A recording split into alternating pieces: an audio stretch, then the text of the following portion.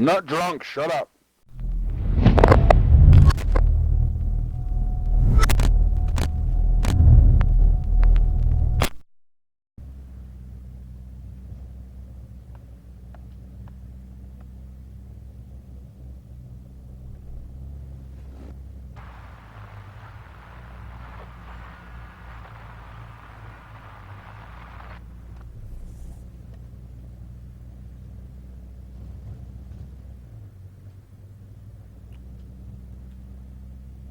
So, where are you headed?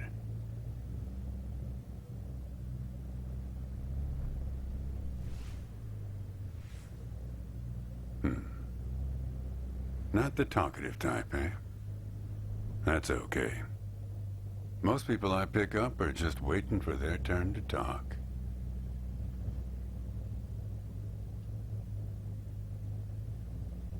Want a raisin? They're from my farm.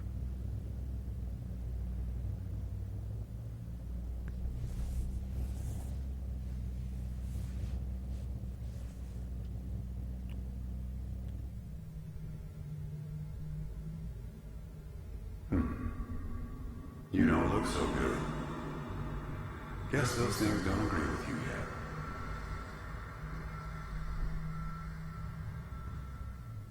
Strange. They're Thompson seedless. Good raisins. We still farm more of those in California than anywhere on Earth.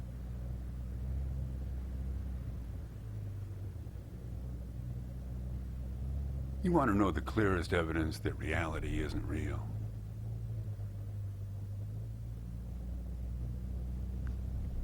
Raisins and grapes, man. They're the same thing, but they taste disgusting when eaten together. Obvious bug in the program there, right?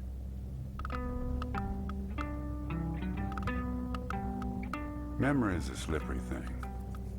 Think about when somebody asks you about this ride later, assuming you even know where you're going, and get someplace where somebody can ask you, "Hey, how'd you get here anyway?" They'll ask you, "Oh, I hitched." And your brain will flash back for a second when you say this, and it'll show you a frozen snapshot of yourself, sitting in this car, talking to me like we are right now. But which moment will it actually show you? Will it be this one? Or this one? Or this one? We think we remember how people really were, how our lives together really were. But when we think back to them, even the people we cared about the most, all we're doing is snatching moments out of the air, just grabbing another raisin out of the box.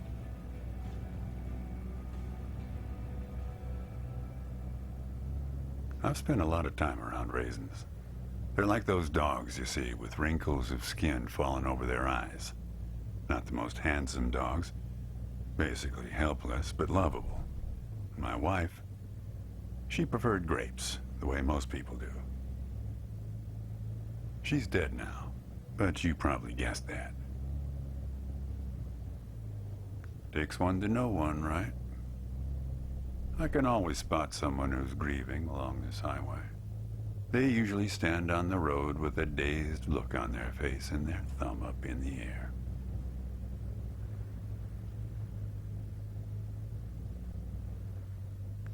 No, I don't know you, kid.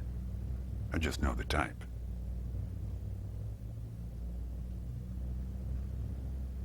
Hey, do me a favor and crack the window, would you? What you got there?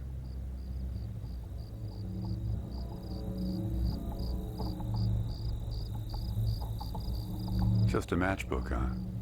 I figured it must have been something important. Because the window is still closed. That's better. Now, where were we?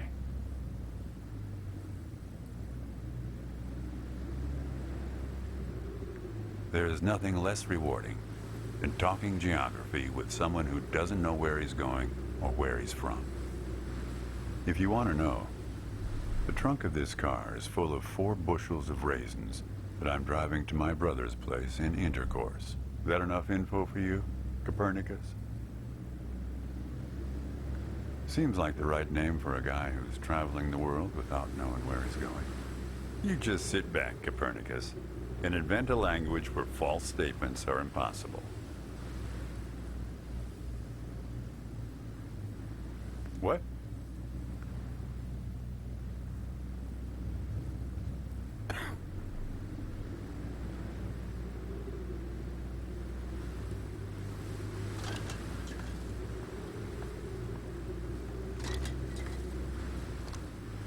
You know, when I was a kid, my brother and I used to drive our parents crazy on long drives together. Our folks wouldn't let us listen to the radio in the car. So we used to make up these songs about food on long drives to pass the time. We had this one with about 30 verses, each about a different kind of grain. There was this one time we passed a billboard for some kind of bread, challah bread. In hell they have a hell a lot of challah bread. In hell they have a hell a lot of challah bread. Yeah, that drove Mom and Dad crazy. In hell they have a hell a lot of challah bread.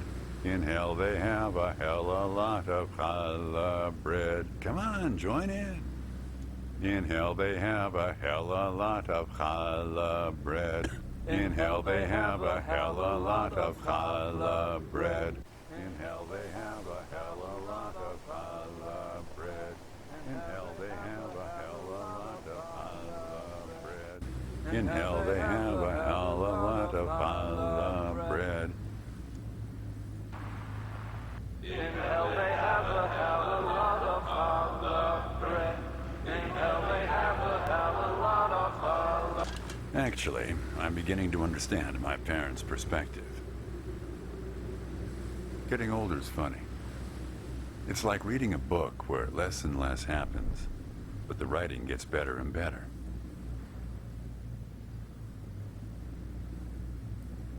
Thanks. I got it from an app. It's this app with philosophical sayings. My wife got it for me to make me sound smarter.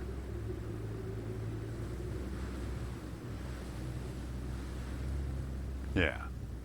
We used to have a strict division of labor back when we worked together. She would raise the grape from the time it appeared on the vine. I'd step in as soon as it was time to start drying them. Our customers used to have fun with that. I'm the dry one, they'd say. Grapes attract a certain kind of person. A person who likes to make jokes. Wine enthusiasts, tourists, people who like to talk. If I'm totally honest with you, I don't really remember what she looked like. Remember everything about her, just not her face. Some people have faces that are easy to remember. Doesn't seem fair. You think you're present in the moment, Copernicus? You've been talking to me for 10 minutes. What color are my eyes? Nope. Like I said when I picked you up, some people are just waiting until it's their turn to talk. Anyway, pop open the glove box, and I'll show you a photo of my wife.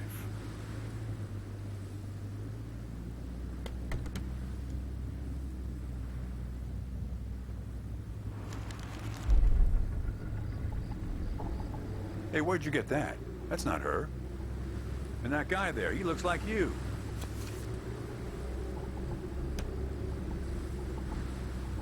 I don't know. I was going to ask you the same question, Copernicus. Well, I guess it belongs to you. You better hold on to it.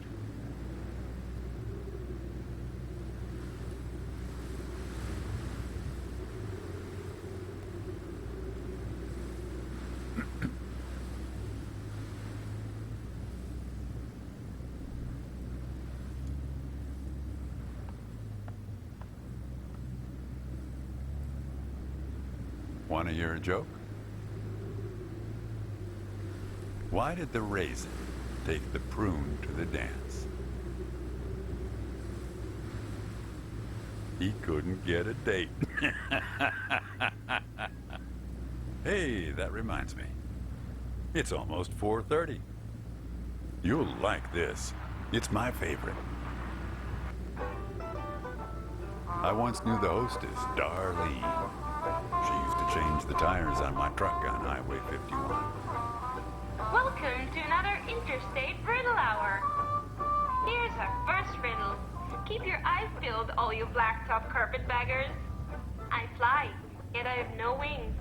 I cry, yet I have no eyes. Darkness follows me. Lower light I never see.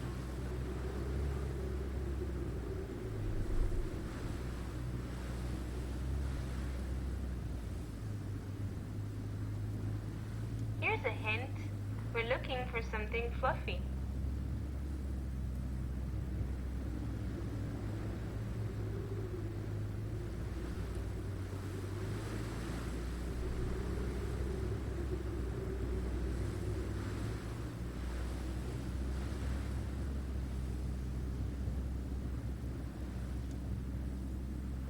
Very good. Here's our next one. A gatekeeper forever bound. He opens and shuts with a similar sound.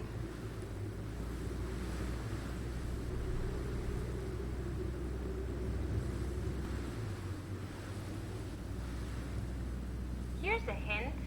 Think metal teeth that open and shut.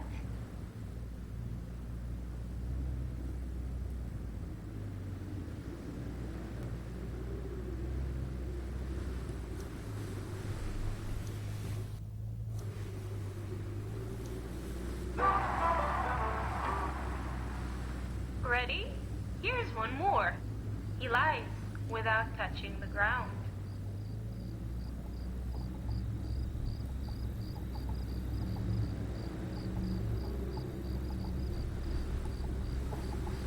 Ready for a hint? I never did like changing his tires. The lying liar. Damn it, Darlene. I should have tipped her better when she changed the tires. She's been out to get me ever since.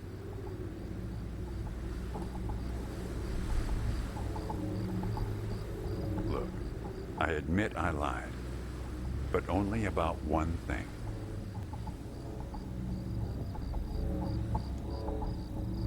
Yeah. I recognized you right away on the side of the road. Knew right away you're the guy who took photos of me in my trailer for that magazine. You showed up at my trailer park, taking photos.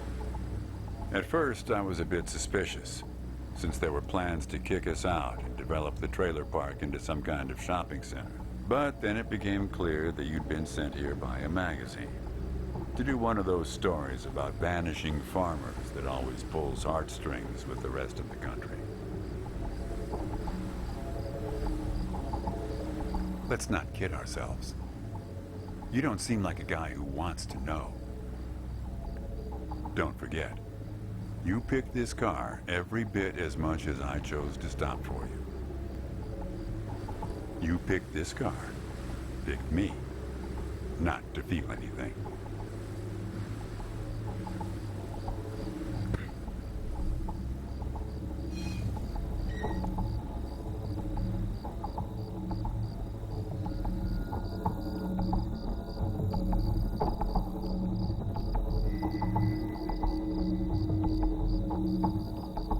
Now you see what I mean?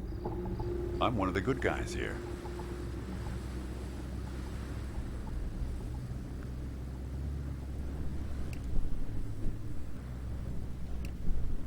You never mentioned anything about him, but I guess he's part of what you're running from. Here, I'll try to explain.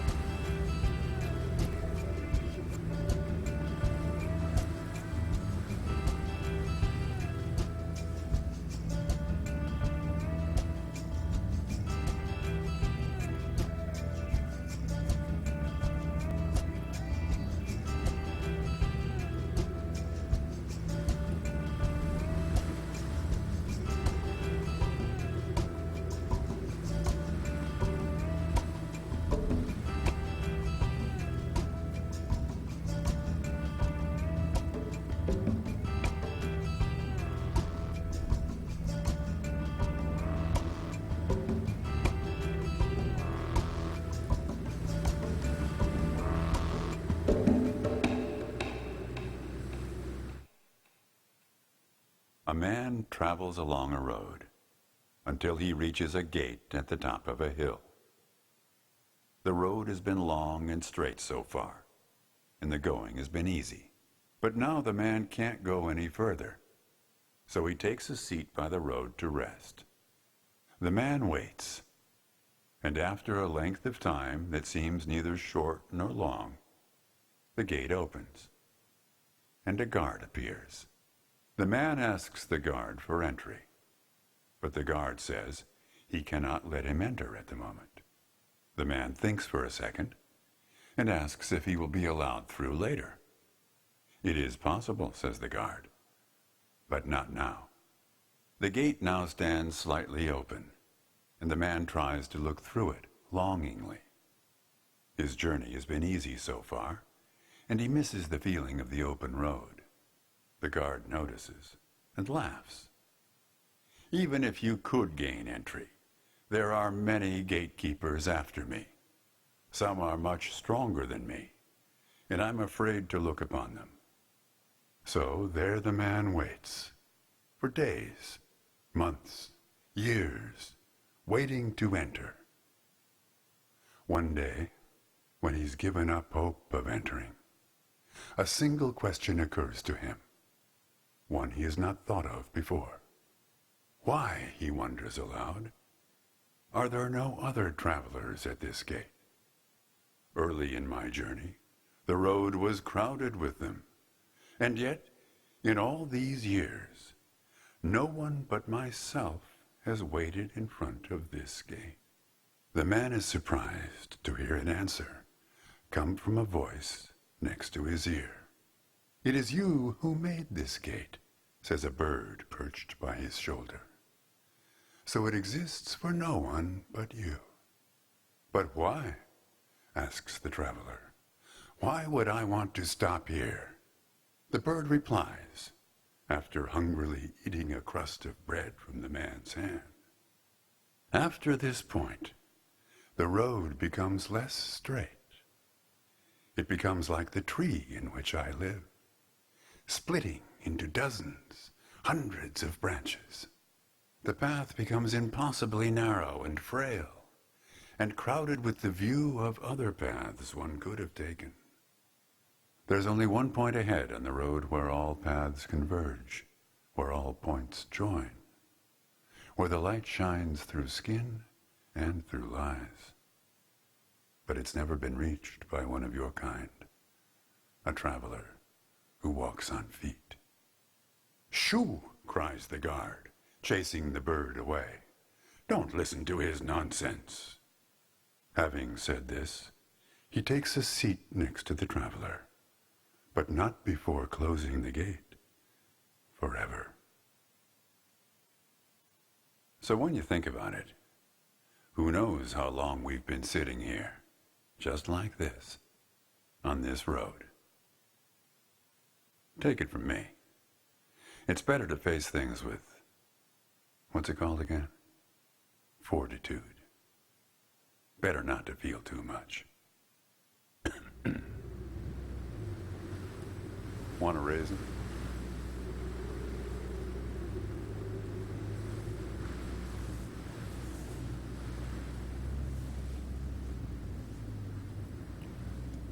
See, you're getting it strong. Life is like a box of raisins. That's some Forrest Gump type wisdom for you right there.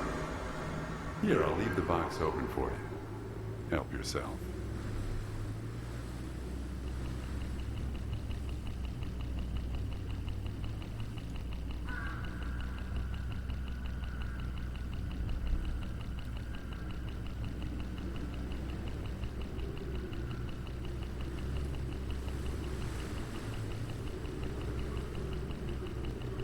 You don't want to do that. There's no telling what those birds will do once they start swarming.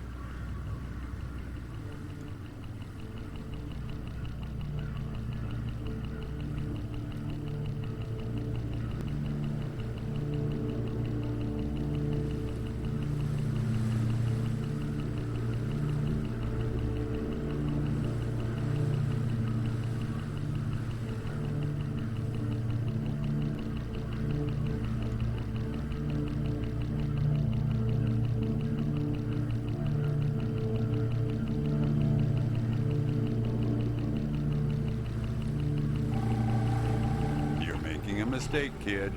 You don't know where they're taking you. Look, I'll help you. I'll help you figure out what happened when she came back from Europe. Look, I get that you're mad, and I don't blame you. But you don't know what's out there, kid. What other drivers on this road are like. Stay with me, and things will play a lot safer.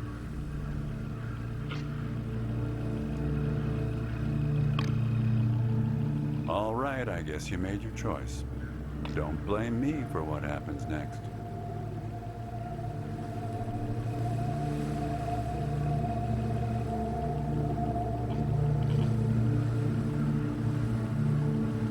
I guess this is where they want you. Crazy crows. You better check your backpack. They have a way of leaving gifts once you've fed them. Often something shiny or a piece of string.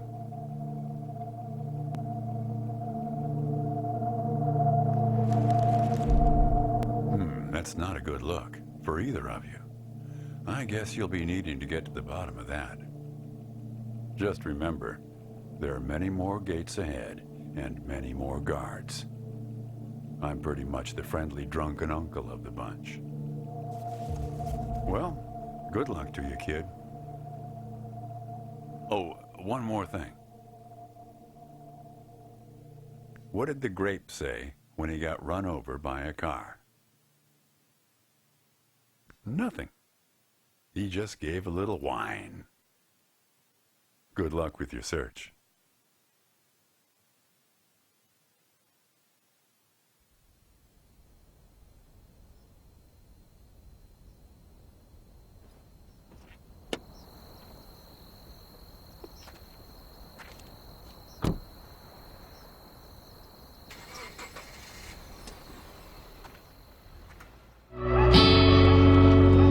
Where are you going?